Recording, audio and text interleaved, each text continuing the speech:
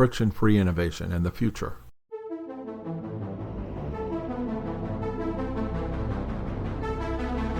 Friction in any process, in anything you have to do, especially you have to do it a lot, or trying to scale, friction becomes very important. And I was thinking about this as I read a story about titanium sapphire. Titanium sapphires are things you make lasers out of. There's more than one way to make a laser. I'm not sure if this is entirely new as the substance or just going that direction. But imagine everything you've ever done with a laser, all the things those have brought us. Laser pointers are the obvious. CD players, DVD players were all based on having a laser. Laser printers, a former career of mine was just fixing a laser printer. And the one component we could always rely on was the laser. It never failed. They were just fantastic. And that's 40 years ago. Now I'm just reading about lasers of the future that are working in labs. And essentially at this point, they're talking about how good it's going to be for lab to be able to do these things.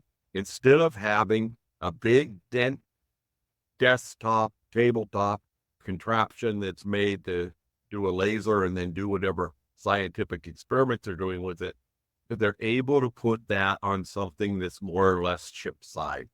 And of course, the lasers we know are all very tiny already, but everything, even in the big laser beam, shoot it up to the moon kind of thing, is all going to be able to be shrunk to 1/1000th of the size of the actual little laser unit. We sort of picture some of the substance on a cube, and then propped up against it was this little tiny line in the picture leaning against the cube, and all of that was on the head of the porter. And that's how much miniaturized. 1/1000th the size of lasers that we knew before. And I don't know how that translates to the size of a laser in a CD-ROM, since we don't even use those anymore. Which is everything gets, it's just, wow. 1,000 times which is, the thing is, it was 10,000% more efficient. And so what they talked about, it was a lab report or a scientific type journal that I was reading. And it said they'll be able to put them everywhere.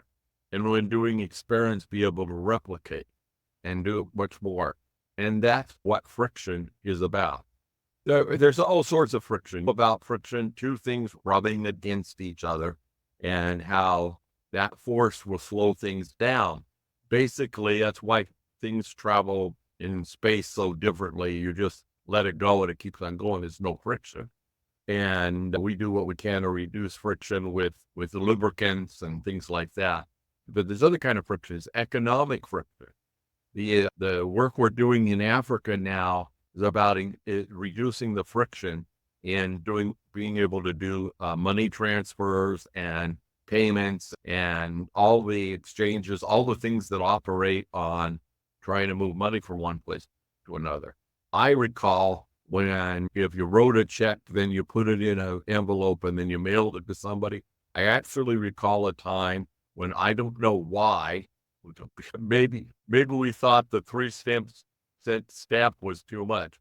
My mother would load kids into the car and drive around town to deliver checks to places to pay bill, utility bill, phone bill, whatever like that. And boy, that was inefficient. That was hours to do that. What we have today is the ability to push a button and something gets paid, to put your phone near something and it's paid, to hit just key on your keyboard. That's reduced friction and increase the productivity of everything involved. I guess I should speak a little bit to why friction is so important to look at, because when you reduce the friction, you get a better result every time. And it's not about inventing something new and doing a better job. Like in the case of the laser, you could also reduce friction by making sure that the paperwork that the lab needs to get those new lasers becomes something that's pretty much instant or budgeted or known or to a certain amount of money, an employee can put her on a company credit card, all those kind of rules that can all now be easily embedded into our automation. And it makes it so there's not 16 meetings on how we're going to buy a new box of pens for the office. Yeah.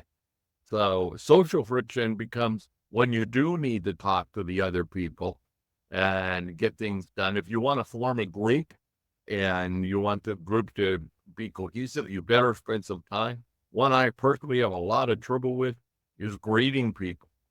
I'm here recording. My producer gets on and I want to talk, but I'm also thinking, hey, I'm here to record the podcast. Let's get right to it. And I forget niceties all the time. Hi, how you doing? Having a good day? How's the weather where you are? Those kind of things that we do. And I find when you leave those out, you get a lot less effective results. So you need to deal with the social friction. One of the ways to deal with social friction is not have it come into places that you need to go to get something done and put that into more time for the social that's bonding, that's helping people, that's a deep conversation listening to somebody rather than, hi, how are you? How's the weather? And then we get cognitive friction. Oh boy, I could go all day on just cognitive friction in my own life. Things that get in the way of thinking, oh, I can't do that because then I first I have to do that. Oh no, I got to do that, brothers. Let me think about the meaning of life first.